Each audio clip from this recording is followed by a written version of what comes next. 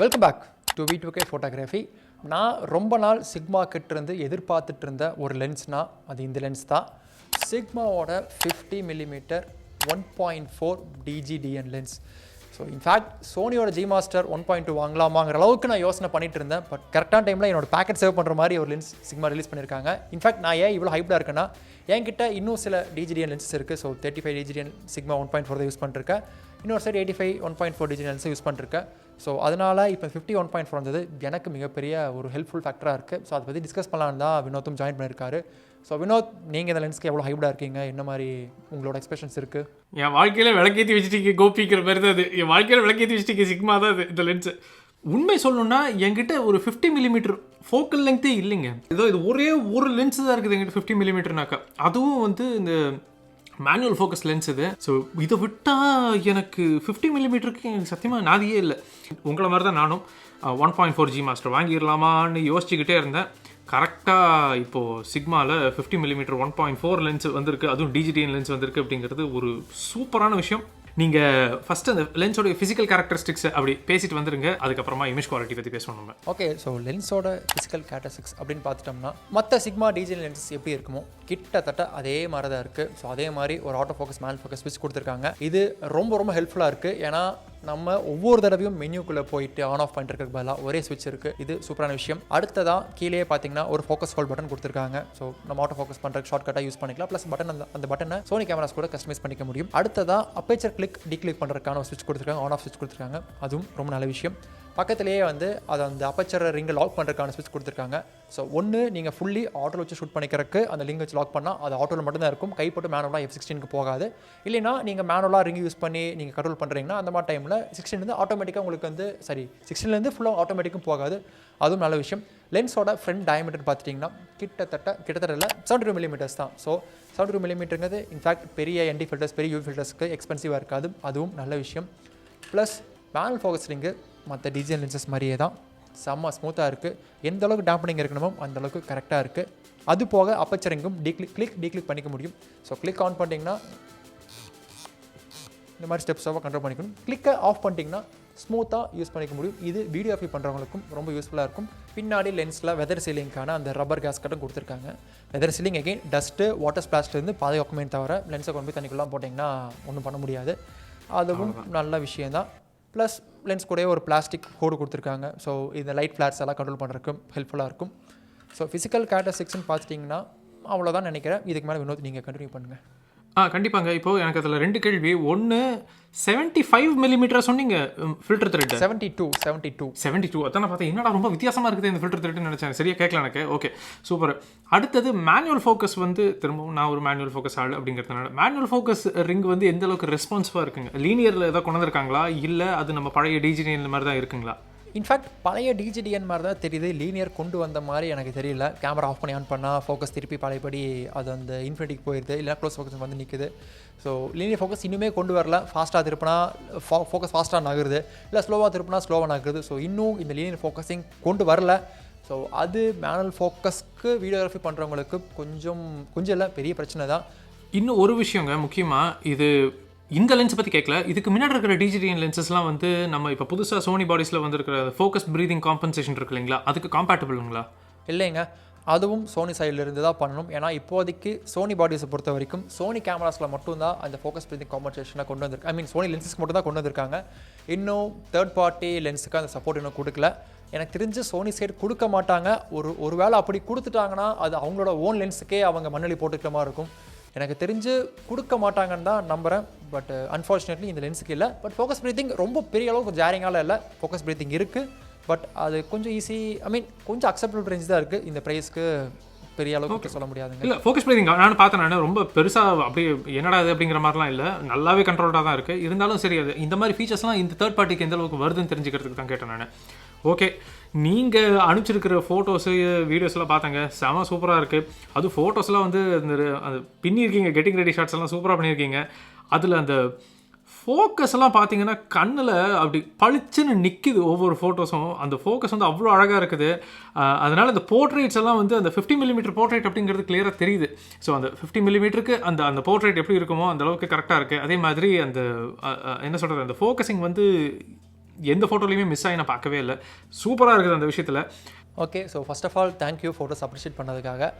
99% of shot எதுவுமே auto focus miss ஆன மாதிரியே எனக்கு தெரியலைங்க. கெட்டிங் ரெடி ஷாட்ஸ் ஆகட்டும், இல்லை கப்புள்ஸ் கொஞ்சம் முன்னப்பின நடந்த ஒரு ஷாட் ஆகட்டும், இல்லை அது அந்த ஃபங்க்ஷன் டைமில் வெட்டிங் டைமில் அவங்க எதோ பண்ணுற ஆக்டிவிட்டிஸ் ஆகட்டும், 99% வந்து ஆட்டோ ஃபோக்கஸ் செம்ம அக்குரேட்டாக இருந்துச்சு. பட் வெட்டிங் கேஸ்க்கு செம்ம சூப்பராக இருந்துச்சு. ஸ்போர்ட்ஸ் வைல்ட் லைஃப் ரொம்ப ஹை ஆக்ஷன் போகும்போதும் கண்டிப்பாக ஸ்ட்ரகிளிங் இருக்கும்னு நான் நம்புறேன். ஜிமாஸ்டர் லென்ஸ் அளவுக்கு பர்ஃபெக்டாக ஹை ஸ்பீடில் இருக்காது. ஏன்னா இது ஒரு தேர்ட் பார்ட்டி லென்ஸு. இன்னும் ஏன்னா சோனி கூட இவங்க என்ன தான் சோனி கூட பண்ணியிருந்தாலுமே ஜிமாஸ் லென்ஸ் அளவுக்கு ஈக்குவல் பண்ண முடியாது. பட் ஆனால் என்னோட யூஸ் கேஸ்க்கு 95% ஆஃப் டைம்ஸ் வந்து 1.4லையுமே ஆட்டோ ஃபோக்கஸ் பர்ஃபெக்டாக ஹெல்ப் பண்ணுச்சு. இன்ஃபேக்ட் நான் ஆட்டோ ஃபோக்கஸ் இருந்தேன்னா ஐரிஸை தான் சரியாக ஃபோக்கஸ் பண்ண தவிர இன்ஃபேக்ட் ஒரு ஃபோட்டோ கூட அந்த முன்னாடி வந்து அந்த இமெயில் அந்த மாதிரிலாம் ஃபோக்கஸ் இல்லைங்களா? ஓகே, அந்த மாதிரி ஃபோக்கஸ் பண்ணுறதெல்லாம் மேபி இந்த மூக்கில் பண்ணுறது காதல் பண்ணுற மாதிரி ஒரு ஃபோட்டோவும் நான் ஃபீல் பண்ணல. இன்ஃபேக்ட் நான் ஷூட் பண்ண கிட்டத்தட்ட சில ஃபோட்டோஸ்லாம் வந்து 3400 ரொம்ப லோ லைட்டாக இருந்துச்சு. 3000 ஐஎஸ்ஓ 4000 ஐஎஸ்ஓலாம் ஷூட் பண்ணி இன்ஃபேக்ட் 10,000 கூட 2 ஃபோட்டோஸ் எடுத்திருந்தேன். அந்த மாதிரி டைமில் கூட ஆட்டோ ஃபோக்கஸில் எந்த ஸ்ட்ரகிளையும் இல்லை. ப்ளஸ் யூஸ் பண்ண பாடியும் சோனி A74 தான் யூஸ் பண்ணியிருந்தேன். ஸோ அது ஆட்டோ ஃபோக்கஸ் நல்லா பண்ணக்கூடிய கேமரா நமக்கு தெரியும். ஸோ லென்ஸ் ஆட்டோ ஃபோக்கஸ் எந்த விதத்திலையும் சளைச்சதில்லை. ஒரே ஒரு சின்ன பிரச்சனை நான் நோட்டீஸ் பண்ணியிருந்தேன்னா, க்ளோசஸ்ட்லேருந்து இன்ஃபினிட்டி போகும்போது மட்டும் சின்னதாக ஒரு ஜட்டர் இருந்துச்சு. அது மேபி இது ப்ரீ ப்ரொடக்ஷன் லென்ஸாக இருக்கலாம், அதனால கூட அந்த பிரச்சனை நோட்டீஸ் பண்ணியிருக்கலாம். பட் அதை தவிர்த்து எந்த பிரச்சனையும் இல்லை. மற்ற சிக்மா லென்சஸ் ஆட்டோ ஃபோக்கஸ் எந்த மாதிரி பர்ஃபார்ம் பண்ணுமோ அதே அளவுக்கு தான் இந்த 51.4 பண்ணுதுங்கிறது நான் அப்சர்வ் பண்ண விஷயம். அந்த க்ளோசஸ்ட் டு இன்ஃபினிட்டி வந்து நம்ம எவ்வளோ ஃப்ரீக்வெண்ட்டாக பண்ண போகிறோம் அப்படிங்கிறதும் இருக்குது. க்ளோசஸ்ட் ஃபோக்கஸிங் டிஸ்டன்ஸ்லேருந்து இன்ஃபினிட்டி வரைக்கும் எனக்கு ஒரு ஷாட்டில் வேணும் அப்படின்னு சொல்லிட்டு நான் சரக்குன்னு நான் ரேக் ஃபோக்கஸ் பண்ணின மாதிரி எனக்கு ஞாபகமே இல்லை. அவ்வளோ பெரிய ரேக் ஃபோக்கஸ் நான் பண்ணதே கிடையாது. அப்படியே இது ஒரு பெரிய மேட்டராகவே இருந்தாலும் ப்ரைஸ் பார்ப்போம். நம்ம ஜி மாஸ்டர் லெவலுக்கு இல்லை இல்லைங்களா? அதில் கிட்டத்தட்ட ஜி மாஸ்டரில் பாதி ரேஞ்சில் தான் இருக்குது இது ப்ரைஸ் அப்படிங்கிறப்போ அது ஒன்று நம்ம யோசிக்கணுங்களா? ப்ரைஸ் இன்ஃபேக்ட் நமக்கு இன்னும் கிளியராக தெரியல. ஸோ அந்த ப்ரைஸ் டிஃப்ரென்ஸுக்கு இந்த மாதிரி விஷயங்கள்லாம் வந்து நம்ம ஒரு காம்ப்ரமைஸாக எடுத்துக்கிறதுல தப்பே கிடையாது. ப்ளஸ் நீங்கள் அனுப்பிச்சிருக்கிற ஃபோட்டோஸ்லேயும் ஆகட்டும், நீங்கள் அனுப்பிச்சிருக்கிற வீடியோலேயும் ஆகட்டும், நான் குரோமேட்டிக் ஆப்ரேஷன் மாதிரி விஷயங்கள்லாம் வந்து எனக்கு ஒரு பெரிய பிரச்சனையாக படவே இல்லை. அது ஃபோட்டோஸில் லைட்டாக அங்கங்கே தெரிஞ்சுது. அந்த ஹை கான்ட்ராஸ்ட்டில் வந்து அந்த ப்ளூ கலரும் க்ரீன் கலர் ஃப்ரிஞ்சிங் லைட்டாக தெரிஞ்சுது. அது வந்து போஸ்ட்டில் ஈஸியாக கிளியர் பண்ணிட முடியும். ஒன்று. இன்னொன்று, நான் திரும்பவும் இன்னொரு லென்ஸ் ரிவ்யூவில் சொன்ன அதே விஷயத்தை தான் சொல்கிறேன் நான், வீடியோக்கும் சொல்கிறேன் நான். நெட்ஃப்ளிக்ஸில் அந்த அளவுக்கு ரொம்ப ஸ்ட்ரிக்டான ஒரு என்வாயன்மெண்ட்லேயே கூட பார்த்தீங்கன்னா ஏகப்பட்ட ஷார்ட்ஸு, அந்த சீரீஸில் வர ஷார்ட்ஸில் நிறைய ஷார்ட்ஸில் குரோமேட்டிக் ஆப்ரேஷன் நான் நிறையா பார்க்குறேன் நான். அதனால் இது ஒரு பெரிய பிரச்சனையாக நம்ம பேசிக்கிட்டு இருக்கிறோமா அப்படிங்கிறது இப்போ தோண ஆரம்பிச்சிருச்சு எனக்கு. என்னடா அது இவ்வளோ மில்லியன்ஸ் ஆஃப் டாலர் செலவு பண்ணி பண்ணுற ஒரு ப்ரொடக்ஷன்லேயே வந்து குரோமேட்டிக் ஆப்ரேஷன்லாம் இருக்கிறப்போ நம்ம இந்த சாதாரண லென்சஸுக்கு போட்டு குரோமேட்டிக் ஆப்ரேஷன் இருக்குது, இந்த குரோமேட்டிக் ஆப்ரேஷன் இல்லைன்னு ரொம்ப அடிக்கிறோமோ அப்படின்னு சொல்லிட்டு எனக்கு ஒரு கில்ட்டியாக இருக்குது. அதனால் அது ஒரு பெரிய பிரச்சனை இல்லை. குரோமேட்டிக் ஆப்ரேஷன் இருக்குது, அது பெரிய பிரச்சனை இல்லை. அது அப்படியே கண்டுக்காம விட்டுறலாம் நம்ம. ரொம்ப அதாவது அந்த இமேஜே கெடுக்கிற அளவுக்கு குரோமேட்டிக் ஆப்ரேஷன் இருந்தால் மட்டும் அது வந்து ஒரு பெரிய பிரச்சனையாக சொல்லலாம். ஆனால் இதெல்லாம் வந்து கிட்டத்தட்ட கிளினிக்கலி ஃபென்டாஸ்டிக் லென்ஸுங்க இதெல்லாம். அதனால் அது ஒரு பெரிய மேட்டரே கிடையாது. ஸோ குரோமேட்டிக் ஆப்ரேஷன் ப்ராப்ளம் இல்லை, எனக்கு லென்ஸோட ஷார்ப்னஸ் பிரச்சனை இல்லை, கான்ட்ராஸ்ட் பிரச்சனை இல்லை, அந்த பேக் லைட்டிங்லேயும் ரொம்ப நல்லா தான் இருக்குது. அதே மாதிரி லென்ஸோடைய ரெசல்யூஷன் ப்ராப்ளமும் எனக்கு பெரிய பிரச்சனையாகவே தெரியல. எனக்கு வீடியோ ஆட்டோ ஃபோக்கஸிங், க்ளோசஸ்ட் ஃபோக்கஸிங்கில் ஹண்டிங் இல்லாமல் எனக்கு ஃபோக்கஸ் ஆகுதா சந்தோஷம். மிட் ரேஞ்சிலேருந்து இன்ஃபினிட்டி மிட் ரேஞ்ச் அந்த மாதிரி விஷயங்களில் ஹண்டிங் இல்லாமல் ஃபோக்கஸ் ஆகுதா எனக்கு அதுவே தாராளமாக சந்தோஷம். என்னை பொறுத்த வரைக்கும் இந்த லென்ஸோடைய இமேஜ் குவாலிட்டி ஆகட்டும், வீடியோடைய பெர்ஃபார்மன்ஸ் ஆகட்டும் அட்டகாசமாக இருக்குது. அதில் வந்து சந்தேகமே கிடையாது எனக்கு. ஸோ அகெயின் உங்களுக்கு நிறைய பேருக்கு தெரியும், நான் எல்லாமே சிக்மா லென்சஸ் மட்டும் தான் யூஸ் பண்ணிருக்கேன். இன்ஃபேக்ட் இப்போ ஷூட் பண்ணுற வீடியோ கூட 28-70 சிக்மா 2.8 லென்ஸ் தான் யூஸ் பண்ணிருக்கேன். சொன்ன மாதிரி 35-85 சொல்லி எல்லாமே சிக்மா லென்சஸ் தான் ப்ரைமரிலி யூஸ் பண்ணிருக்கேன். இதுவும் சிக்மா லென்ஸ் தான். 16mm 1.4 லென்ஸ் இதா எப்படி அழகாக வந்து நிற்கும். எப்படி பழிச்சுட்டு வந்திருக்கோம். அது பிரச்சனையே கிடையாது. இந்த லென்ஸ் நான் 3 வருஷமாக யூஸ் பண்ணிருக்கேன். எனக்கு one of the best lenses இது 16-1.4. நான் பண்ணின உருப்படியான செலவுகளில் ஒரு செலவுன்னா இந்த லென்ஸை கண்டிப்பாக சொல்லுவேன் நான். இப்போ மேற்கொண்டு நீங்கள் பேசுங்க. ஓகே, ஸோ குரோமேட்டிக் ஆப்ரேஷன் இல்லாத லென்ஸ் கண்டிப்பாக பண்ணவே முடியாது. ஏன்னா ஃபிசிக்ஸை யாராலும் ஏமாற்றவே முடியாது. கண்டிப்பாக குரோமேட்டிக் ஆப்ரேஷன் இருக்கும். நீங்கள் பல கோடி ரூபா கொடுத்து வாங்கினாலும் அதில் இருக்கும். ஆனால் என்ன, அது வந்து எந்த அளவுக்கு கம்மியாக இருக்குங்கிறதா எங்கள் டிசைனிங் ஃபேக்டராக இருக்கும். பட் இந்த லென்ஸ் என்னோட எக்ஸ்பெக்டேஷன் படி ஒரு $1,000 ஒரு $1,100 அந்த ப்ரைஸ் தான் ஜென்ரலி ப்ரைஸ் பண்ணுவாங்கன்னு நினைக்கிறேன். ஸோ அந்த ப்ரைஸ்க்கு ரொம்பவே ரொம்ப ரொம்ப ரொம்ப ரொம்ப யூஸபுளாக இருக்குன்னு தான் சொல்லுவேன். அகெயின் நீங்கள் 300% 400% ஜூம் பண்ணி பார்த்தீங்கன்னா அந்த இடத்துல குரோமேட்டிக் ஆப்ரேஷன் தெரியுமே தவிர எந்த இடத்துலையும் டிஸ்ட்ராக்டிங் ஆகும், ஜாரிங் ஆகும் இல்லைங்கிறது தான் நீங்கள் அக்செப்ட் பண்ணிக்கிற விஷயம்.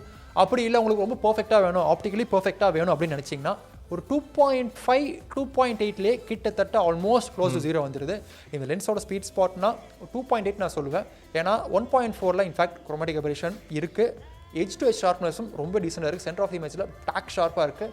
கொஞ்சம் கார்னர் போகும்போதும் கூட ரொம்ப ரொம்ப ரொம்ப ரொம்ப யூஸபுளாக இருக்குது. அது இன்ஃபேக்ட் நீங்கள் 2 இமேஜ் கம்பேர் பண்ணிங்கன்னா உங்களால் கண்டுபிடிக்க முடியுமே தவிர கம்பேர் பண்ணிங்கன்னா எது 1.4 எடுத்தது எது 2 எடுத்ததுன்னு சொல்லி சாஃப்ட்வேர் டிஃப்ரென்ஷியேட் பண்ணவே முடியாது. ஸோ இந்த லென்ஸோட ஸ்வீட் ஸ்பாட் 2.5 2.8 அந்த மாதிரி சொல்லுவேன். ஸோ 2.8 செம்ம ஷார்ப்பாக இருக்குது. ஸோ H2H ஃப்ரேம் செம்ம ஷார்ப்பாக இருக்குது. 1.4லையுமே தாராளமாக யூஸ் பண்ணலாம். இன்ஃபேக்ட் நான் எல்லா ஃபோட்டோஸும் 1.4 தான் எடுத்திருந்தேன். ஸோ 1.4ஓட இந்த லென்ஸோட அந்த optical performance, sharpness, contrast, micro contrast, comatic aberration எல்லாமே எனக்கு எந்த விதத்துலையும் பிரச்சனை பண்ணல, முக்கியமாக இந்த ப்ரைஸ் பாயிண்ட்டுக்கு. ஸோ அகெயின் இது உங்கள் சாய்ஸ் தான். உங்களுக்கு இருக்கிறதுலையே பெஸ்ட் குவாலிட்டி லென்ஸ் வேணும், பெஸ்ட் பர்ஃபார்மன்ஸ் வேணும்னா நீங்கள் ஜிமாஸ் கன்சிடர் பண்ணலாம். இப்போ சோனியோடைய ஜி மாஸ்டர் லென்ஸ் வந்து இந்த லென்ஸை கம்பேர் பண்ணும்போது சுப்பீரியராக அப்படின்னாக்கா எல்லா விதத்துலையும் அது சுப்பீரியராக தான் இருக்கும், அதில் சந்தேகமே கிடையாது. ஆனால் எக்ஸப்ட் ப்ரைஸ் ப்ரைஸும் சுப்பீரியர் தான், அதுவும் சுப்பீரியர் தான் வச்சுக்கோங்களேன். அதுவும் வந்து கிட்டத்தட்ட சுப்பீரியர் தான். பட் ஆனால் அந்த லென்ஸ் பண்ணுற வேலையை ஒரு 80-90% இன்னொரு லென்ஸ் இந்த மாதிரி ஒரு லென்ஸ் செஞ்சிடும் அப்படிங்கிற மாதிரி இருந்தா இல்லை, நீங்கள் இதை 95னே சொல்லலாம். அப்படிங்கிறீங்களா? 95னே சொல்லலாம். நான் அந்த அளவுக்கு ஸ்ட்ராங்காக அடிச்சு சொல்கிறேன். Okay, super. அப்போ 95% இந்த லென்ஸ் பண்ணுது அப்படின்னாக்கா இப்போ $2000 லென்ஸில் 95% என்ன ரேட்டுன்னு பார்த்துக்கோங்க. அந்த ரேட்டை விட இந்த லென்ஸ் கம்மியாக இருக்குனாலே எனக்கு இது தாராளமாக நல்ல வேல்யூ ஃபார் மணி தானே. எனக்கு இந்த லென்ஸ் தாராளமாக போதும். இன்ஃபேக்ட் ரொம்ப நாளாக வெயிட் பண்ணிட்டு இருந்த லென்ஸ் இது இப்போ லான்ச் ஆகிடுச்சு அப்படிங்கிறதே வந்து ஒரு சூப்பரான விஷயம். ஓகே, ஸோ ஃபைனல் வேர்டிக்ட் என்னன்னு நினச்சிங்கன்னா இந்த லென்ஸ் டெஃபினெட்லி வர்த் பையிங் அப்படின்னு தான் சொல்லுவேன். முக்கியமாக வெட்டிங்ஸ் பண்ணுறவங்களுக்கு 50mm எந்த அளவுக்கு இம்பார்ட்டன்ட்னு வெட்டிங் பண்ணுறவங்களுக்கே நிறையா தெரிஞ்சிருக்கும். ஸோ போர்ட்ரேட்க்கு செம்ம அருமையான லென்ஸு. உங்கள்கிட்ட ஏற்கனவே சிக்மாவோட 35-85 இருந்துச்சுன்னா ஒரு 50mm வாங்கலாமா அப்படின்னு நினச்சிட்டிங்கன்னா கண்டிப்பாக டெஃபினெட்லி சஜஸ்ட் பண்ணலாம். எனக்கு ஒரே ஒரு சின்ன வருத்தம் தான். அந்த வருத்தம் என்னென்னு வினோத் நீங்கள் சொல்லிடுங்க. என்ன வருத்தம்? 1.4 போச்சு, அது மட்டும் தான். அதாவது 24 மணி நேரம் பேசணும், ஒருத்தர் பேசிக்கிட்டே இருக்கணும், அடுத்து ஃப்ரீயாக தான் பேசணும் அப்படின்னா நீ நேரில் தான் போய் பேசணுங்கிற மாதிரி தான். ஓகேங்க, மற்றபடி இந்த லென்ஸோடைய விலை என்னங்கிறது இப்போ வரைக்கும் எங்களுக்கு தெளிவாக தெரியல. ஆனால் இந்த வீடியோ ரிலீஸ் பண்ணும்போது கண்டிப்பாக விலை என்னன்னு தெரிஞ்சிருக்கும். ஸோ டிஸ்கிரிப்ஷனில் பாருங்கள், இது லேட்டஸ்ட் ப்ரைஸ் என்ன, இது லான்ச் பண்ணும்போது என்ன ப்ரைஸ் அப்படிங்கிறது உங்களுக்கு கிளியராக தெரிஞ்சிருக்கும். ஒரு வேளை ஏதாவது டிஸ்கவுண்ட் அந்த மாதிரி இருக்குங்கிற மாதிரி இருந்தாலும் அதையும் கீழே தெளிவாக எழுதியிருக்கும், பார்த்துக்கோங்க. மற்றபடி இந்த லென்ஸு வந்து எப்படி இருக்குன்னாக்கா நிச்சயமாக ஒரு typical DGDN lens. Typical DGDN லென்ஸுங்கிறது நான் ஒரு உயர்ந்த மரியாதையோடு தான் சொல்கிறேன் நான். ஏன்னா டிஜிடிஎன் லென்ஸ் சீரிஸில் எல்லாமே சூப்பராக இருக்கும்.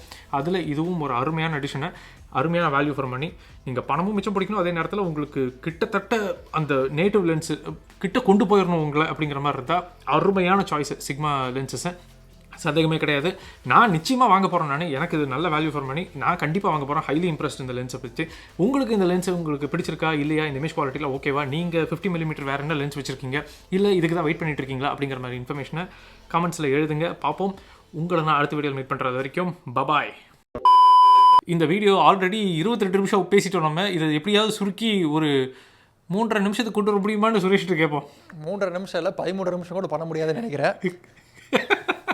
அவர் அதாங்க இன்ஃபேக்ட் வீடியோ ஆரம்பிக்க முன்னாடி சுரேஷ் சொன்னார், ப்ரோ நீங்கள் கண்டென்ட் மட்டும் பேசுங்க, 2 பேரும் வளன்னு சம்மந்தம்லாம் நிறைய பேசிகிட்டு இருக்கீங்க, என்னால் உட்காந்து எடிட்டே பண்ண முடியல அப்படின்னு சொன்னார். நீங்கள் வழக்கம் போல் நிக்கான், கேனான், ஃபுஜி ஃபிலிம்லாம் போயிட்டு வந்திருக்கீங்க. ஸோ நான் அளவாக தான் பேசியிருக்கேன் சுரேஷ்.